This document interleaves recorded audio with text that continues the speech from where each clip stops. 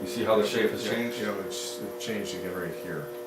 Yeah, there's a little bit of a... Like Now with two hands, one hand on the inside, remember the feather touch. Just all you're doing is feeling the shape of the pot. You don't want to change the shape of it. You just want to feel. You gotta find 3 o'clock or whatever. See how you can see the shape of the pot with your fingers, Yeah. and now you see how it's now more like a mixing bowl type shape. And keep in mind if you can feel the shape of the pot the way it is right now, when it comes out of the kiln, it will be about 14% smaller. Okay. So from this wet clay, and it dries, and when it comes out of the kiln, it shrinks about 14%. So, really, it's not bad. I mean, there's a little bit of a wobble on it, but Nice job, Captain. well, the thing of it is, I didn't do any of that. what's that? I didn't do any of that. Can you feel the shape of it? Sure. Can you feel what we did? Yeah, I can feel that. Now, you're right, the shape changed a little bit on the edge here. Just trying to, where we can feel the edge. Now right thumb over the left. And we're gonna just,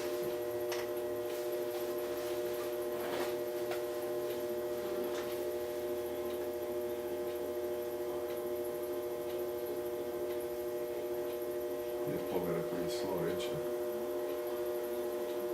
all the way to the bottom, find 3 o'clock. Now we're just feather touch, okay? We're just gonna feather touch. Give it some shape.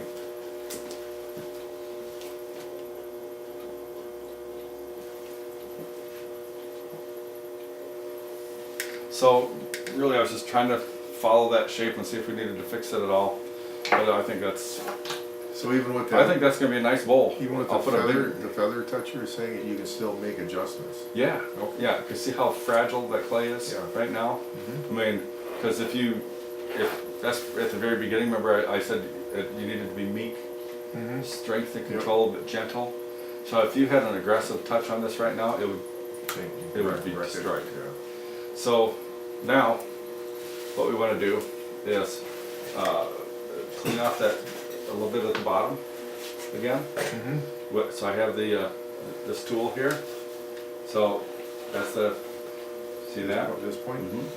And so yeah, feel the way that comes in, and we're gonna lift that just right there, and then Press down? Or in? just a little bit, and then release. Okay. Do we So need there. the needle? Yeah. We'll find it. Here it is. And we want this parallel Yeah.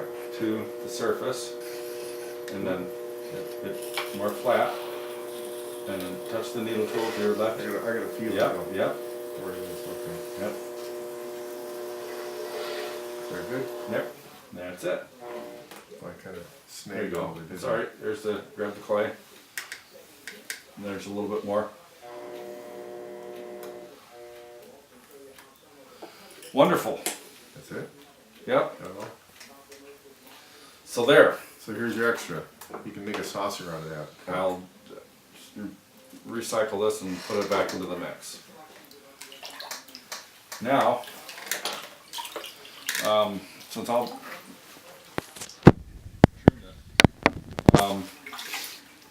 what I need you to do is write your name on the back here with this tool. Sure, you So- want me to do that.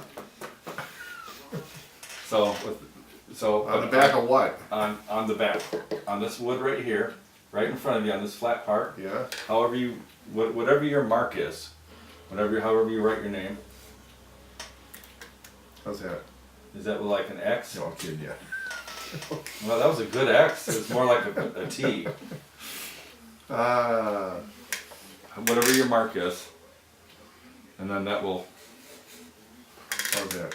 That's, RZ. that's beautiful. Wonderful. All right. Wonderful. Okay. So, now what do you think?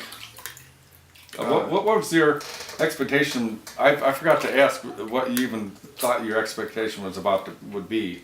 You know, Uh, honestly, I thought I would walk in here and you'd say, do this. Oops, I touched it. That's all right.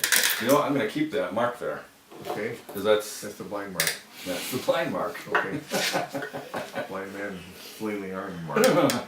I honestly thought I'd be able to come in here and just touch this stuff and feel it and go with it. You know, I would make it a great pot. But as you began to describe the fine nuance of the touch and pressure, and Yeah.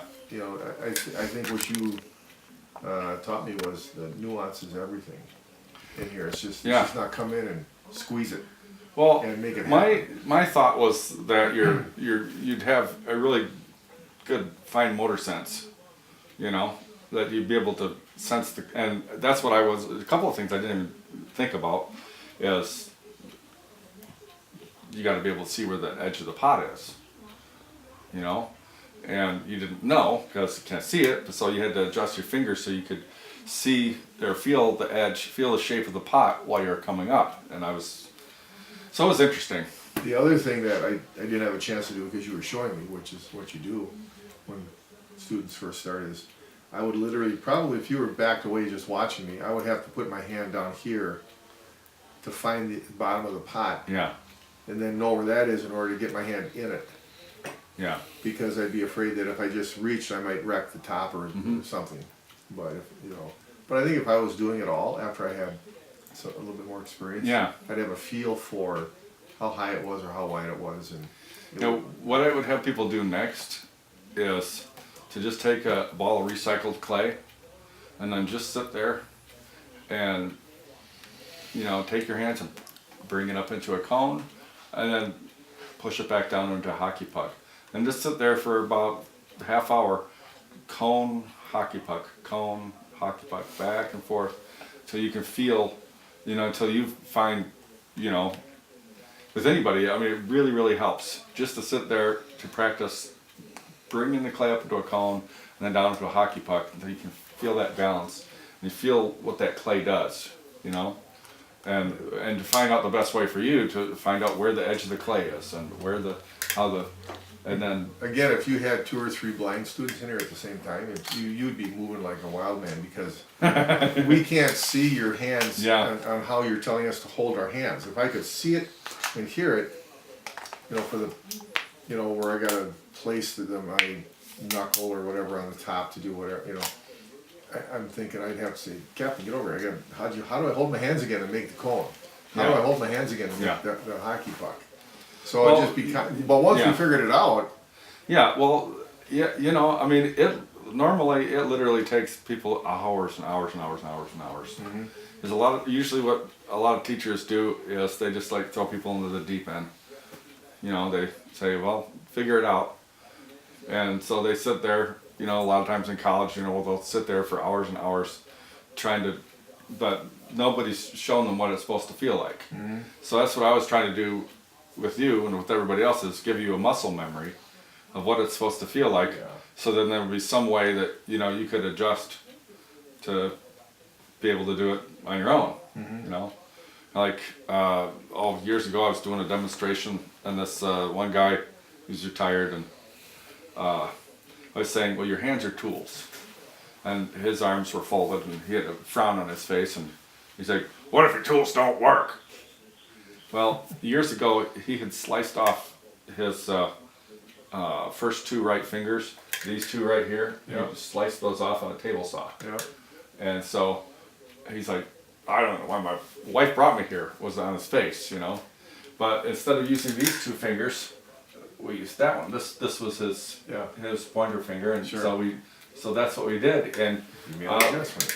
yeah, we adjusted, and what was nice to see is the look in his face at the end of the day. It's like, you know what, I did it, you know, because and just like the little boy whose arm was missing, you know, he just had the best time in the world sitting there playing. Mm-hmm. So Again, for me, you know, Julie, I'm always on her, and my kids and people around. The more it's just detail. It's amazing how you can say do this, and you literally move your fingers. And a sighted person, we call them sighties, A sighted person could. Sighties. Sighties. You sighties know exactly what you're doing, right? Sighty. You know, but you have to literally detail, overly explain things to make, because there was time when you were telling me like, do this and hold your hands this way, and I said, give me detail, and you detailed it for me, and I said, oh, I get it now, I see what you're doing. Yeah. Because I gotta hear it, then feel it, and then go, oh, and then the light bulb goes on.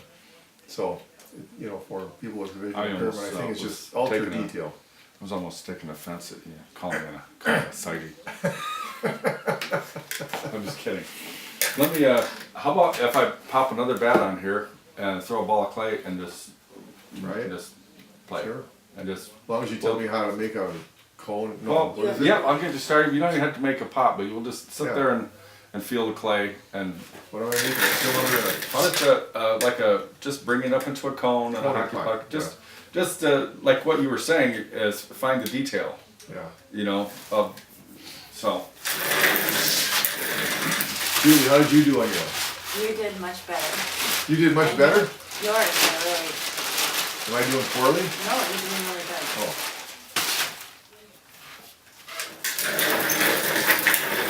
It's a lot harder than you thought it was going to be.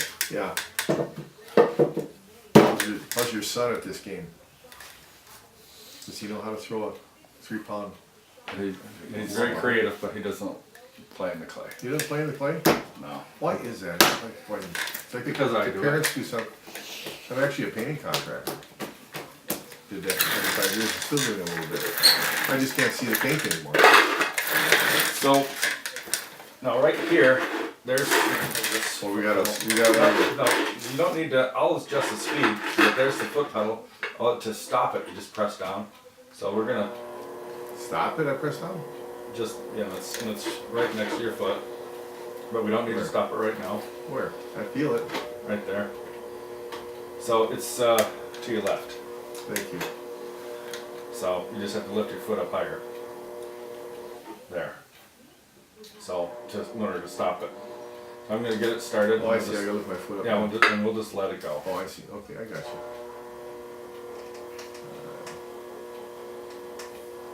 Did I say bro? Is that the kind of the city talk or gutter? I don't know. I'm What are some of those ones? just an old white man. So am I. I don't know how to speak ghetto. I just laugh. Yo, I know that.